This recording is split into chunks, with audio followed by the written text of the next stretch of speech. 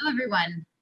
I'm Ariana Holt. I'm a senior planner at Canadian Urban Institute and the project director for Bring Back Main Street. I'm very excited to be here with all of you in Fathom Studio and our wonderful panelists to talk about urban planning and design for Main Street pandemic recovery. This is our last of 4 discussions on Main Streets this week. So thanks to everyone who's been joining us throughout the week, and hello to anyone who's joining for the first time. I'd like to start by saying that I'm in Toronto, the traditional territory of many nations, including the Mississaugas of the Credit, the Anishinaabe, the Chippewa, the Haudenosaunee, and the Wendat peoples. And this is now home to many diverse First Nations, Inuit, and Métis peoples from across Turtle Island. We recognize that Toronto is covered by Treaty 13, signed with the Mississaugas of the Credit, the Williams Treaty, signed with multiple Anishinaabe nations. We are mindful of a history of broken treaties and of the urgent need to work continuously towards reconciliation. I'm grateful to have the opportunity to live and work in the community on this territory. I invite you to think about the people who have historically lived in the place you call home and how we might work towards reconciliation in meaningful ways. Now, first, a few housekeeping items. We're recording this session and we'll post it on our website in the coming week. We encourage you to use the chat function. Please toggle the option to all panelists and attendees so we can all see your comments. And while you're there, feel free to say hello and tell us where you're from, ask questions, and talk about what's happening on the main streets where you are. We'll try to get to some of the questions in the chat if there is time. Keep in mind that we do post the recording of the webinar together with the chat, so anything you post in the chat will go along with the recording.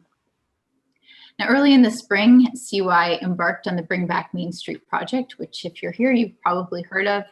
I'd like to mention that last week we launched our action report, which offers a set of specific proposals to sustainable for Main Street throughout the pandemic and beyond. I encourage you to check that out on our website. The report, which we're calling In It Together, builds on extensive consultation and research conducted by CY and its partners, including Fathom Studio, in a series of solution briefs and toolkits. As I said, we invite you to look at these documents on our website and adopt some of the actions with partners and collaborators in your community. Okay, so time to get on with the session. In just a moment, I'll pass over the mic to Rob Leblanc from Fathom Studio, who will be giving a brief overview of their solution brief called Planning and Urban Design to Bring Back Main Street. Then we'll have 4 panelists who are going to speak to what these solutions mean for their communities. Fathom Studio is an interdisciplinary planning and design firm based out of Halifax. Rob is the president and director of planning at Fathom. I just like to say Rob's a very patient man and he's very knowledgeable on the subject, so we're very happy to have him speak to us today. And I'm not going to give a bio of our panelists because we're going to post some information about them in the chat. But just so you know, we have Jill Robertson, who's principal of landscape architecture at Dialog based out of Edmonton. Hazel Borys, who's a managing partner from a firm called PlaceMakers based out of Winnipeg. Jason Syvixay, hope I got that right. Jason, principal planner from City of Edmonton, and Eric Lucic, the divisional lead of regional planning at City of Halifax. So panelists, you can now turn off your mics and your cameras. And Rob, would you mind sharing your screen now? Oh, you already did. Perfect. Yeah, there we go. Well, thanks for the introduction, Ariana. And I did want to congratulate the Canadian Urban Institute on this initiative. It's been well needed, and we certainly appreciate the opportunity to work with you on this. And I also want to just give a special thanks to Eric Lucic, who was part of this, Devin Lake, who's the director of planning in Wolfville, and TJ McGuire from Develop Nova Scotia, and the reviewers Ariana and Paul McKinnon and Ken Kelly, who contributed to the content in there. I'm going to take a brief 15 minutes and chat about a topic which we are currently drinking from a fire hose on over the last little bit. The report was primarily assembled over the summer, and things are changing daily. But without getting into too much detail today, we're going to skim the surface on just a high level on some of the topics. The report's really broken down into three main chapters. I'll walk through some of those sections to give you a high-level overview. Just recognizing that any solution that really talks about planning and policy are normally multi-year endeavors. And we've seen the rapidness with which the provinces and municipalities have responded to this, and we are encouraged to think that that same pace will continue to identify new opportunities for planning and design. And as you go through the topic, we have prepared a list, a flipboard site where we're flipping different topics, and City Share Canada. I will just shout out to CUI for the opportunities they're providing to allow communities to share their experience with planning and design.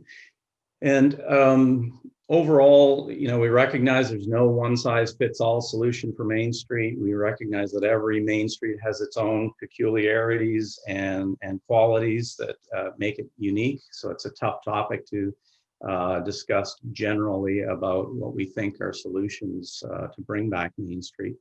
But we do think that that this is really an accelerator of trends that are currently have been out there for the last little bit, rather than a fork in the road. So we see COVID as a tipping point for many modern planning and design ideas that were either not convenient or not a priority up to now.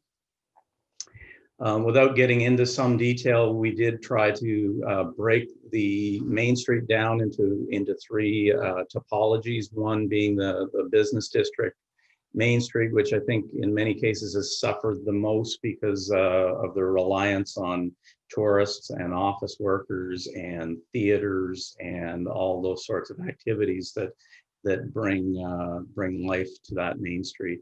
As we go down in scale, the neighborhood Main Street, you know, benefits from the local campaigns, from a lot of the business owners actually owning businesses and properties on the street.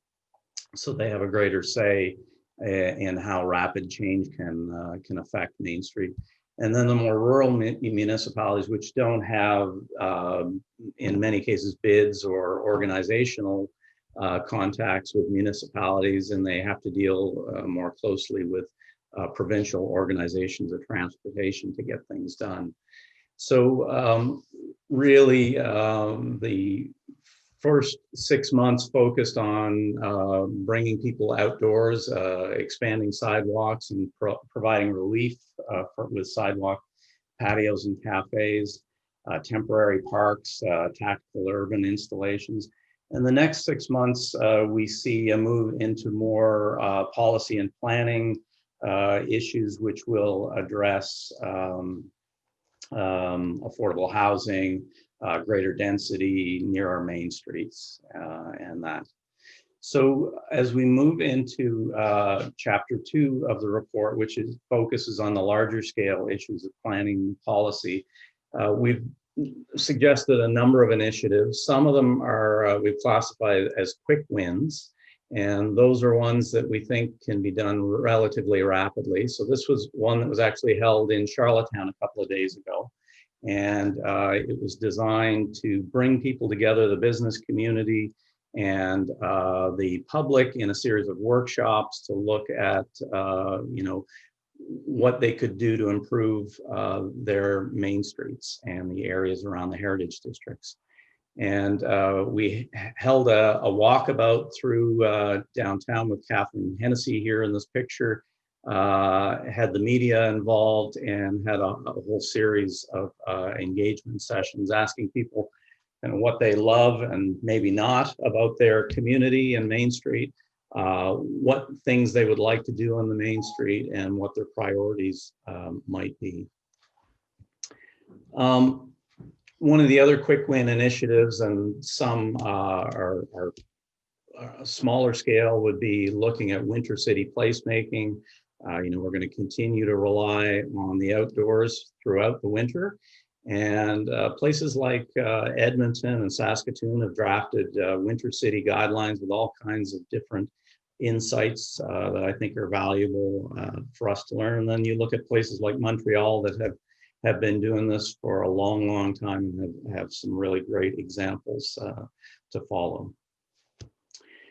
For those of you that have facade incentive programs, these are usually done either through the municipality or in partnership with a regional branch of the federal government that can, or a provincial government that can provide funding. But effectively, it allows the municipalities to, for every dollar invested, it usually returns about $3 in spending. And so it allows us to activate the exterior of our main streets. This is really a time where secondary planning needs to come into full play.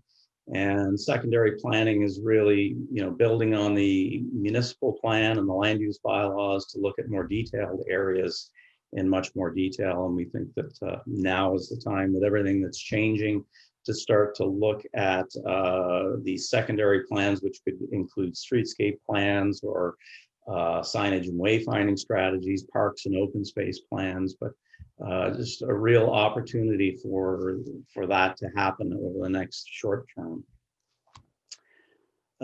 Complete streets plans are also going to be more and more important, and we're seeing kind of tactical installations, which I'll talk about in a second, but either on a smaller scale where we're looking at the scale of a block, or it could be a whole district. In this case, this is the Cogswell district plan, which is planning for the removal of about 10 acres of land, old 1960s overpass structure, and the reallocation of that land to new downtown and new Main Street uses. We also talk in the report about a revival of the Main Street Canada program. And that was a program from the 1980s to the 1990s. Many of you will remember that. It was rolled out in about 70 communities, $90 million was spent. And it was estimated at that time that every dollar spent generated about 30 in private investment. And so significant opportunity, I think, for that program to find new footing today and maybe build on the new federal Canada Healthy Communities Initiative, which is providing up to $30 million in funding to support communities transitioning through COVID. Parks and open space, we all know that we're 19 times more likely to get COVID indoors. And so we've seen this switch out to outdoor spaces. This is an area on the Halifax waterfront that had been land banked as a long-term for a parking lot as a future development site. But you see these pop-up uses. This is the salt yard in better days when people were able to be closer together. But a host of new uses, retail, open space, activity centers, events, all those things start to come to life in what were previously just parking lots. We're also seeing that along street edges as we see a decrease in traffic to our main streets. It gives the opportunity to reallocate some of either the parking spaces or even road changing, looking at single road changes and new tactical installations that could be the complete street, or it could be just a half street as streets move from two-way to one-way. Again, other pictures of just parking lots that are being converted to new urban park uses, filling some of the void on Main Street. Telling your history through parks. So in effect, we're talking about interpretive planning and interpretive design. As we look at more staycations and people are trying to rediscover their own neighborhoods and relearn the history of the neighborhoods, integrating these stories into our park designs without using interpretive panels. This is Fort Needham Park in Halifax that tells the history of the Halifax explosion without any interpretive panels. In fact, everything is embedded in the landscape works. The community knows a lot about the story. And so tourists are finding out the history of it through talking with local people. We also think in Canada there's an opportunity to explore more creative solutions for funding of parks. And you only have to look as far as the Central Park, which raises up to $72 million a year, over $1 billion in its lifetime through the Parks Conservancy Group. And through some creative, more creative exploration of tax laws in Canada, we think that these conservation organizations could be ideally suited to our Main Street parks. Oh, sorry, I slipped.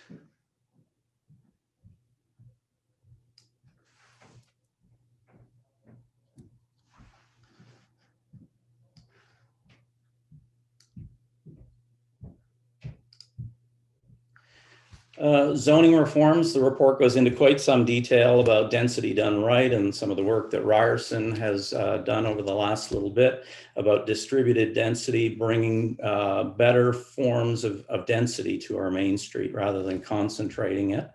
And boy, it keeps wanting to go back to that page.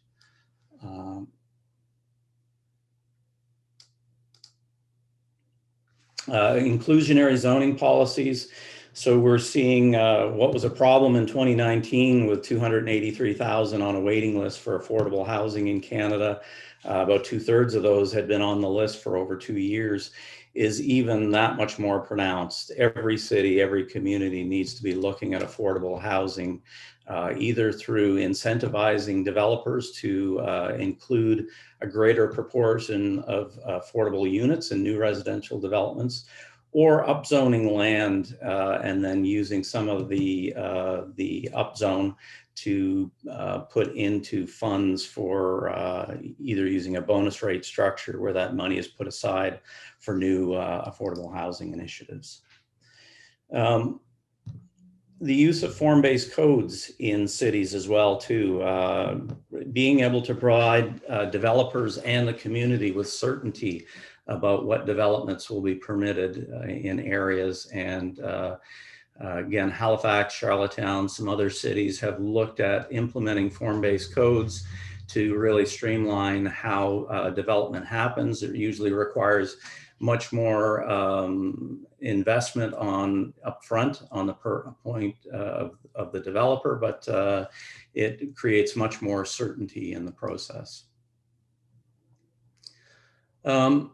I just wanted to end with a few of the physical design interventions that we're seeing. These usually happened in the first 6 months of it. We're seeing road conversion projects. Just a quick snapshot of Argyle Street, which is a shared street initiative. It looked at initially Place des Arts in Montreal and the work that they had done preparing shared streets. And this idea, which had its roots in Dutch forms of streetscape, has found root in places like Charlottetown that are looking at the opportunity to do these as well. So we're seeing a lot more of these road conversions, lane narrowing, lane closures, one-way street conversions, on-street parking removal, slow streets, road closures, transit-oriented streets. And at least here in Halifax, I think a lot of those initiatives have come from the introduction of strategic planning groups. So this is the combination of transportation planners, landscape architects within municipal departments that are tasked with a more holistic view of streets, the reprioritization of streets, which were originally for cars back to pedestrians. And we think that the model that they've done in Halifax of combining these different groups is one that can be learned from as well. Just lastly, to summarize, some of these ideas will find root in some of the larger CBD main streets. Some of them are more applicable on more rural main streets. Some of them are rapid, some of them are medium term, and others are long term. But I think the report provides a pretty good overview of these new planning approaches and new tactical approaches for getting things done. So we'll leave it there. I'm interested for a deeper dive from the other panelists. Excellent. Thanks, Rob. So many great ideas. Okay, if I can ask the panelists to turn their mics and cameras back on. Hi, everyone. Great. So I'd like to give each of the panelists an opportunity to respond to the presentation. I'm going to ask each person to take about 3 minutes or so and to share your reactions to the presentation. And then more specifically, which of the ideas do you think have the most potential to support Main Street recovery based on what you're seeing in your communities and in your day-to-day work? So I'll start just on my screen. Jill, you're first. I was hoping I wouldn't be first, but no, I'm excited to be first. I thought it was a really great presentation. I really appreciate the depth of analysis that Fathom and Rob have done. And I think looking at it from an urban scale to a rural scale is really important, because I think one of the challenges that we're facing is that one solution doesn't fit all communities. And looking at how the solutions can be tailored to be context specific is really the work that can be built on from the design brief. You know, for me, what resonates a lot, and it's not just because it's actively snowing in Edmonton today, but is the winter cities opportunities. And I think it's really been a blessing that the pandemic started as we were heading into the summer. And so we could go outside and expand the public realm and create more spaces to gather outside. And the challenge, certainly, and that's top of my mind, is how do we carry that energy and that activity and that focus on the public realm into the winter? And I have some Danish friends, and they always say to me, there's no such thing as bad weather, there's just bad clothing, which is somewhat true. But I also think there's bad urban design that can reinforce having bad clothing. And so how do we create spaces that encourage people to linger outside? And, you know, hot chocolate, patio heaters, blankets, certainly having the bravery of businesses to maintain those patio spaces open, and the support of the municipality is going to be really key. But then I think from an urban design and planning point of view, we need to challenge the norm that you can't be outside in the winter, because I think Canadians historically have been scared of that, and really encourage people to step outside and enjoy those spaces in those places. And maybe the bike lanes become a freeze way for skating or for cross-country skiing. I think just because the activities change in the winter doesn't mean the spatial allocations should change. And I'd love to see us continuing to give space that was previously dedicated to cars over to people, so we can be outside and having fun throughout the next 6 or 8 months, depending on where you live in Canada. That's great. Thanks, Jill. Eric, you're next on my screen. Sure. Thanks, Ariana. Jill touched on a lot of good things, and Rob's presentation had a large focus on Halifax. So I can reiterate a lot of what Rob's shown are the things that we're doing. It's fantastic to see how our municipality has responded, and that includes our political friends, our councillors, very much in support, and very much one of the things that I'd say what has allowed us to be as progressive as we have been is some of the flexibility that's been given to us by council and otherwise to act on things and encouraging us to get there. And now we're looking at a situation where what do we do as the winter comes along, just like Jill said. And so even today we're looking at how do we extend some of those specialty patios that are in the streets?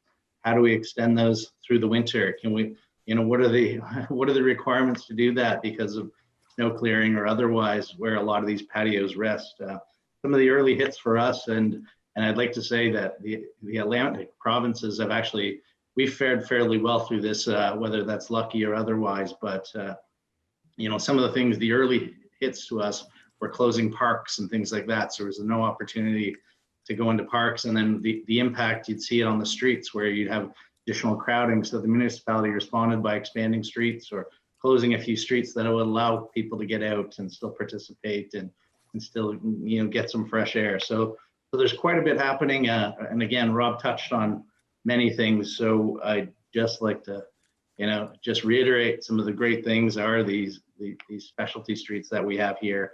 And some of the things like even small things like waiving fees for these patios to just encourage them to occur. Thank you. Thanks. Yeah, winter, big theme that we've been talking about on an ongoing basis. So maybe we'll come back to that. Hazel, you're next. Great. I guess that means I should stop tweeting then. So Rob, thank you so much for that beautiful and inspiring summary of your thoughts. It's lovely to be in this space with all of you.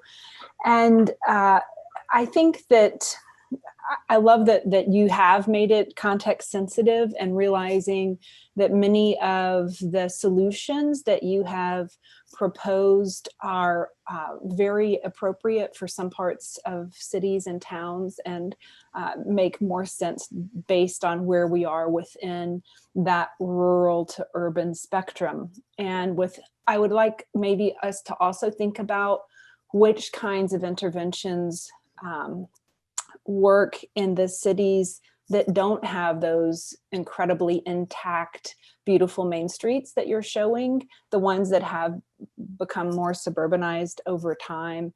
And I think that's probably the next progression in your work, probably. I love the sort of scorecard for the rapid, medium term, and long term based on if it's a central business district main street or a neighborhood main street or a rural main street. This typology is super interesting, and thanks for the amount of thought that went into that.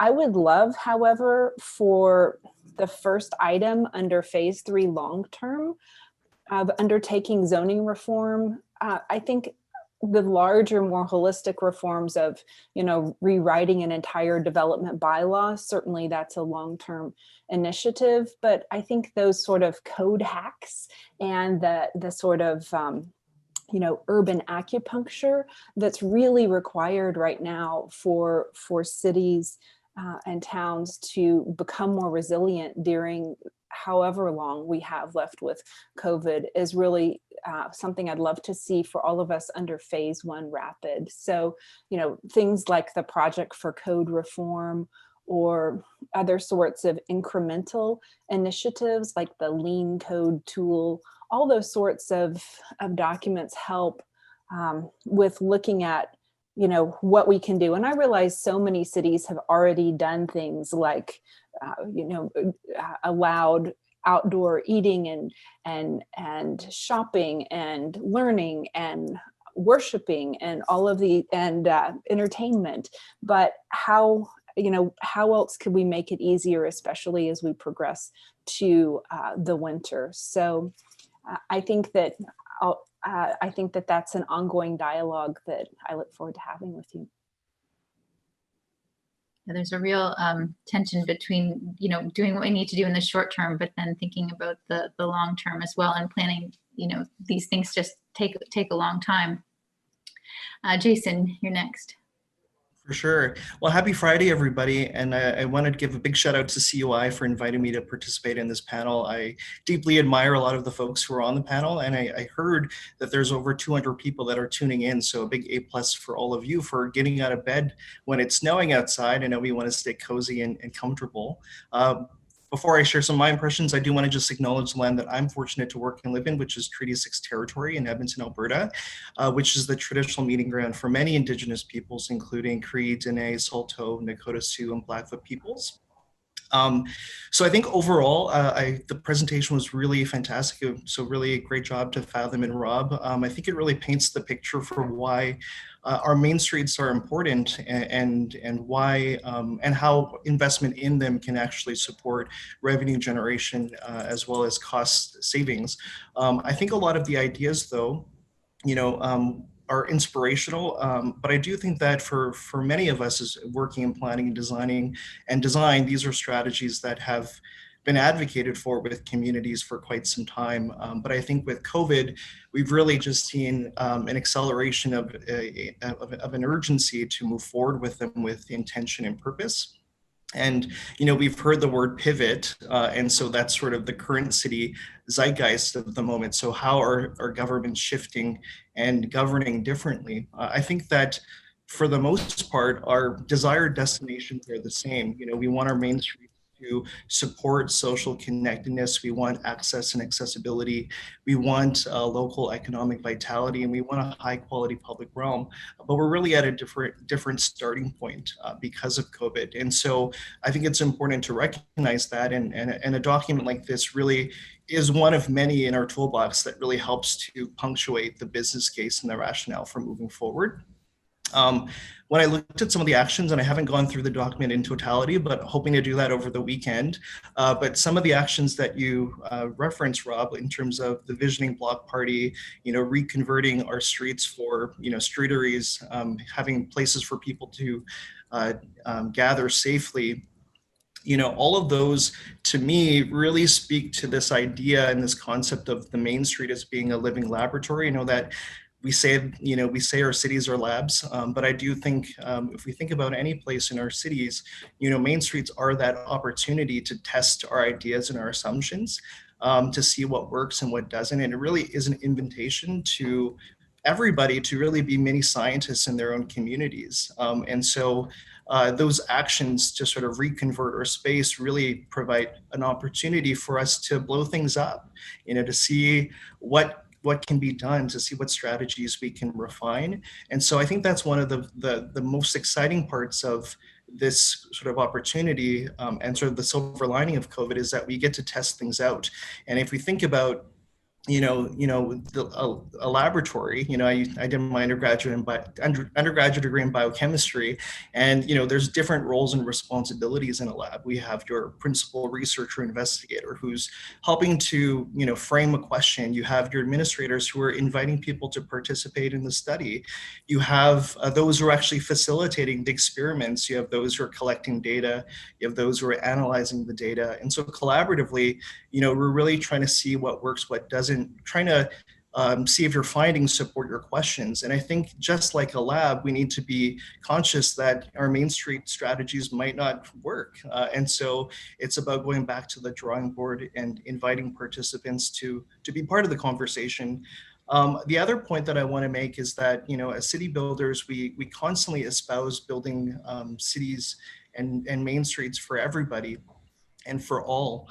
And I think that, during this time of, great civil uprising and reckoning, that we do acknowledge the racial and social shortcomings of our main streets, and really think critically about what we mean when we say we're designing main streets for all. So really thinking about that laboratory, when we think about the principal researcher investigator, who is that? Is it planners? Is it designers? Is it community? How do we invite community to be part of designing the question, framing the issue, and also thinking about the research strategies? So at the City of Edmonton, with our Missing Middle Infill Design Competition, one strategy that we did was actually invite the community to be part of the research team itself. So we invited them to, define the issue, define the criteria and the design parameters that they would celebrate and embrace with parcels of land in their community. And for the most part, all of the homes in this neighborhood were all single detached, single story buildings. But when we invited them to participate, they told us that, we would be willing to see our building go up to 4 stories, as long as, we are able to do X, Y, and Z. And in the document itself, we also carved out space for them to share their perspectives and their community ideas. And so I think it's really important for us to think about, as planners, what do we mean when we build our main streets for all? Thanks, Jason. Those are really excellent points. I love the idea of the Main Street as a lab. And then I think your questions about what do we mean when we're making main streets for all is really important. I'd like to pick up on one of your points. It's a kind of a common theme that's been coming up throughout the week about this has been a time of experimentation where municipal governments and other players on Main Street have been taking a little bit more risk and experimenting, and that's been a really positive thing that's come out of the pandemic. I'm just wondering, based on you guys working on the ground, if you think that this is something that's going to continue, and it will also sort of impact like longer term planning and policy decisions, as well as these things tend to be so difficult and take such a long time. Anyone can respond. I saw you nodding, Jill. Yeah, I think that this idea of a safe to fail experiment is going to be really powerful and carry us through, because you're right. Changes to policy take time, and things around COVID are changing so fast. But if you look at some of the great urbanism case studies, Times Square, like they all started as tactical experiments and have led to transformation. So I think that this is a way to absolutely explore, as Jason said, the urban just urban, but Main Street as a lab. And if we do it in a really quick, light, tactical manner, if it doesn't work, we can adjust. But because so much of this is unknown, I think this is really the best way to understand what's going to work and what's not, and weave in that thread of context specificness to the experimentation. And there's no downside. I think because it's a pandemic, things are pretty bad. So what's the worst that can happen if you experiment? It's probably not going to make the situation worse. You're going to learn, we're going to grow, we get the community engaged. I really think this is a great time because the barrier of sort of fear has been taken away. It is a perfect time for safe to fail. Yeah, good point. Hazel, you were going to respond? I think that's so important. And I think that also, fail fast and evolve and learn and grow is so important. But also, even in that process of all the things that you were presenting today, Rob, was really like focused on that refinement of the connective tissue of our Main Street and the neighborhoods around it, and how when we strengthen that and heal the parts of that may be broken or that may be hostile to people outside of an armored vehicle or a car, that is, that then we end up with something that's much more generative. And I know you had the Happy City team on yesterday, but I think it's important to start measuring too during this time of healing that what the impacts of well-being from the city are. So, I feel like I have a lag in my video, and so it's not that fun to go on. So I'm going to pause there and let someone who's less laggy take over.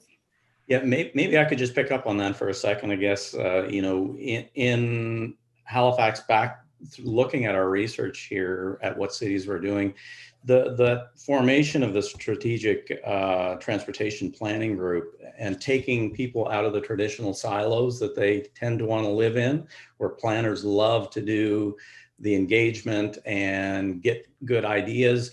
But when you put them together with enlightened engineers that have an understanding of alternate standards under TAC and under complete streets, and you put those together with landscape architects and community builders that want to have a conversation with the community. So part of it is getting these pilots out and getting them built. And the next piece is testing them to see if they're doing what you want them to do, that they meet all the needs, and making small refinements along the way. I had a picture in here of the original Argyle Street as a pilot project before they moved forward about a year later. And they took everything that they learned from that process and implemented it into the design, and it just makes it that much stronger. So just a shout out for how you organize those things to work in cities. It makes a big difference. Take people out of their silos. The one thing that I feel like on your list that gives me a little pause, and probably just because I'm a zoning nerd and I fully acknowledge that, but you know, the discussion of inclusionary zoning, and as awesome as an idea as it is, I think it's so hard to implement, and so we should do the things that are less expensive and more effective first, of removing the barriers to naturally occurring affordable housing, which you did mention in your discussion of increasing that gentle density woven throughout the community, and instead of reserving density to certain locations that is in fact more hostile to that community building. Well, it sounds like a good intro for Eric here. Thanks, Rob. And I guess that touches a little on policy in general, and Ariana brought that up. And how quick do you respond to policy when we don't know what this pandemic is ultimately going to lead to? We've had asks to consider changing some of our Main Street policy to remove the commercial requirements to allow temporary residential. And while that might increase the availability of residential, what are the long-term impacts on the commercial street if you were to do such a thing? So I know my team, we're hesitant to bring in things like that will have long-term effects with respect to affordable housing and all that. And gentle density, we've recently brought forward a secondary and backyard suites policy that really allows effectively every property in the municipality to add a secondary suite or backyard suite. So it's a large change for Halifax Regional Municipality and what it can bring to providing those affordable housing options. Ultimately, it will lead to the private sector or the public to provide the uptake, but at least we can provide the policy direction that allows it to happen. Jason? Yeah, I just want to add to your question. So something that I heard during yesterday's Main Street conversation from the Happy City folks, who really provided such a happy and convivial presentation. They said that a Main Street is only as powerful as its community. And I reflect on the time when I used to work for a business improvement zone, and they're called BIDs or BIAs across the country and around the world. And I think a lot of these organizations have had these ideas and have really taken over the street for these, to really attract people to their main streets and to their downtowns. And now working as a city employee, you're starting to see governments now feeling that they are able to have license to also catch up to that pace, and also being confident that they can also, tolerate some risk as well. And so that's been really intriguing to sort of be part of in real time, is working with your colleagues who every day we're starting to think about, well, how do we make these adjustments? What can we do for the winter? So it's all in real time. It all feels pretty experimental. And I think that's probably one of the exciting things about being a planner and a designer during this time, is that there are lots of precedents to be inspired from. There's a lot of community organizations and not-for-profit groups that are really pushing and leading this. And now it's how can government respond to it? So that's been really fun. And I think we've been able to show that good city planning is also one of the principles of being able to recover. And so in Edmonton, I'm going to just kind of share some propaganda with you, but in Edmonton, our recovery is really rooted in our municipal development plan. So, when they've been thinking about how do we recover as a city, our city plan or municipal development plan is really at the heart of that. So I think this is a great opportunity to really emphasize the importance of good city building, good city planning, and partnership for an increasingly, uncertain future. Yeah, absolutely. I don't know if Rob, you want to speak to that. I mean, it goes to your point of the importance of secondary planning in the pandemic. That's something I think that you felt really strongly about as being an important tool. Yeah, I mean, it's always a great time to do a secondary plan, but in particular now where we have the opportunity, I know Charlottetown in dealing with the secondary plan now for the downtown and for the Main Street, I think there's a kind of a wish that we had been a little more active with this stuff so that we could have had more implementation at a time when the tourists are down. We could have got some things built. So yeah, always a great time to do it. I think we now have the opportunity of taking stock of the changes that are coming down the pike, and really kind of leaning into some of the new opportunities for greater density around Main Street. And that could be using form-based codes, which we can chat about, and the opportunities there. But at the end of the day, it's really about providing greater certainty. So whether that plan is about a Main Street and the future investment over the next, say, 5 years or 10 years, it allows developers and landowners to better understand how the public investment will leverage new private investment opportunities. So I think it's a great time to be looking at solidifying our secondary plans for Main Streets. Yeah, I'm very interested in this idea. I think what we've learned in our research is the importance of having residential population to support the main streets, the vibrancy, and support the local businesses. You touched on, Eric, you touched on it, and you talked about one strategy that Halifax is using by allowing secondary suites. And Rob, you mentioned form-based codes. I wonder if anyone else has any thoughts on what they're seeing is working. Like, what are the tools that are working to help get that gentle density into our neighborhoods? Hazel? Well, I'm so excited to hear form-based codes being talked about in a Canadian context.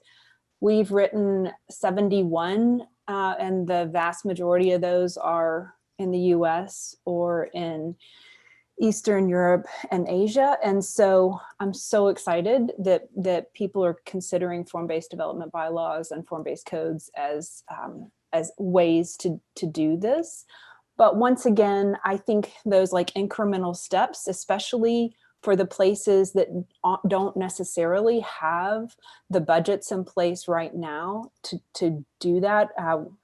One time I was at dinner with the planning director of the city of Nashville, and over the years, they've written one form-based code at a time for 24 neighborhoods. And now it has those collectively have over $1 billion of new construction under those zoning and subdivision regulations. But he said long before he wrote the first form-based code, he just changed 3 sentences in their existing Euclidean use-based zoning. And that was for anything that's a pedestrian priority street, the setbacks are changed to build 2 lines. The parking either has to be on street or behind the building.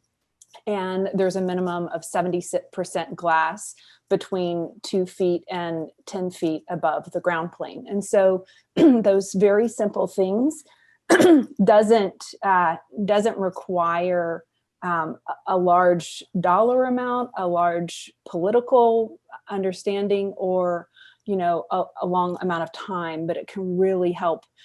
And some of the other zoning initiatives that are so useful right now with COVID are doing things like you already said with respect to ancillary dwelling units, or enabling additional residential on one piece of property. But what about ancillary commercial units? So in a time where jobs are being decanted into neighborhood centers, that's so important to allow people to use their property and to generate some extra income for themselves, but to also either for themselves as their own business, or let other small mom and pop business owners be able to be in that space, doing tiny home zoning ordinances. Sorry, this is clearly one of my loves, so I could go on for a while about it. Somebody just asked in the chat, what is the definition of form-based codes for non-planners? It basically just means a zoning and subdivision ordinance and street design standards that turn the way we've been doing things inside out. So right now, those regulations first prioritize use, then secondly, they prioritize administration, and thirdly, they do prioritize the form of the urban environment. A form-based code just takes those and turns that inside out. So it first prioritizes form. Secondly, it still deals with administration, and it certainly deals with use. It only allows the mixture of compatible uses and compatible, character. So we talk about it a lot. I run a website called codesstudy.org, and you can see the cities around the world on that study that are currently adopting them. And codescore.org that says, what are the paybacks to people, planet, and profit for doing those sorts of initiatives?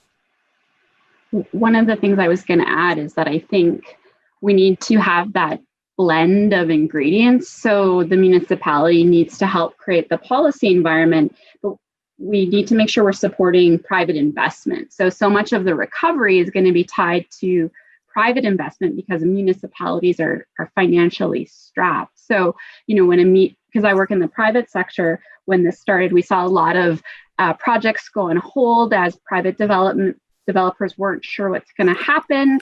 How is the pandemic going to influence the market conditions? And so now as there's a bit more, not certainty, but maybe stability, we see interest in development restarting with more interest and consideration of the public realm around those spaces. So it's a chance, I think, as planners and designers to educate our clients about the importance of these spaces, but also then work with the municipalities to make sure that the tools are in place to streamline really good city building. And this is both at a rural scale, but also at an urban scale. I just want to add to what Jill was saying. I think in Edmonton, there is a density and mass of various stakeholders who are really pushing to see changes happen in their community and throughout Edmonton. And so recently, folks might know that Edmonton actually changed our zoning bylaw to allow for 0 parking minimums across the entire city. So big city building move that was just addressed, and our city plan or municipal development plan was just approved, which integrates both land use and transportation and identifies various goals for nodes and corridors and intensification, actually doubling down with our target from 25% of new units from infill to 50% in the city and in our current boundaries. And now we're actually rewriting our entire zoning bylaw to match the policy intentions there. So one of the things that, and I'll give a shout out to our zoning bylaw team because I'm not on that team, but I chatted with them beforehand. And so big shout out to Robert Rutherford and the team there, but they're looking at sort of these context modifiers, they're looking at mixed use zones that would support land use intensification based on the scale and the site of the area, really trying to, double down on sort of the what we've already seen in terms of successes and challenges with our current Main Street overlay. We have about 5 minutes left, so I think what we'll do is we'll go back around and give everyone a chance to give about a minute. Most important takeaways from this discussion and sort of what you think are the most important things that planners and placemakers and policymakers should think about when it comes to the future of planning and urban design of our main streets. So I'll go the opposite way this time, and that means starting with you, Jason. Well, this has been such a great conversation. I know it's only been 55 minutes, but I would love to be able to keep chatting and loved hearing all of the perspectives here. I know we say partnership is crucial, but I think that's one of the big lessons for me is that we're going to need to draw upon all of the different ideas and alignments with different stakeholders to really make our ideas stick. And I saw a lot of that sort of come forward in the chat window there. So really excited about those opportunities as we move forward. Hazel, you're next. I would just echo what Jason said. Thank you so much for convening this conversation, because convening community right now is so much about zooming around. And so really appreciate being able to hear voices from across Canada and to be encouraged that the work that you're all doing is so important. So keep it up. Eric?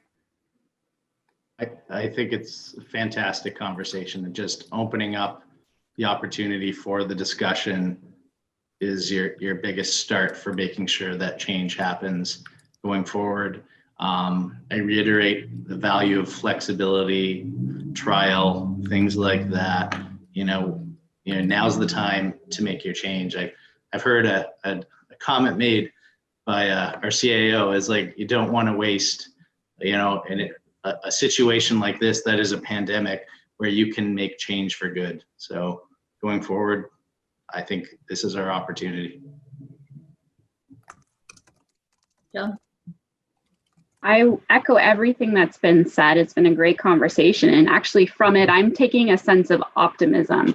I think that the pandemic, it's a grind. You know, when we started, I think everyone thought it was a sprint, then it was a marathon. Now it turns out it's one of those 100-mile ultra marathons. So it's hard to remain optimistic. And so, but that's so important to our individual well-being, to our community well-being. And as planners, we have an opportunity to lead a discussion and let people know that there are solutions and we can create spaces for people to gather, to see their neighbors, to socialize, to address these challenges. So I feel really blessed to have been part of this conversation and energized. And I hope that everyone can take a piece of optimism back to their individual practices after today. And thanks to Rob and the team for organizing it. This has been great. I'll give the last word to you, Rob. All right, no pressure. Yeah, I just wanted to reiterate the street experiments that are going on now that we perhaps wouldn't have had the opportunity to engage in.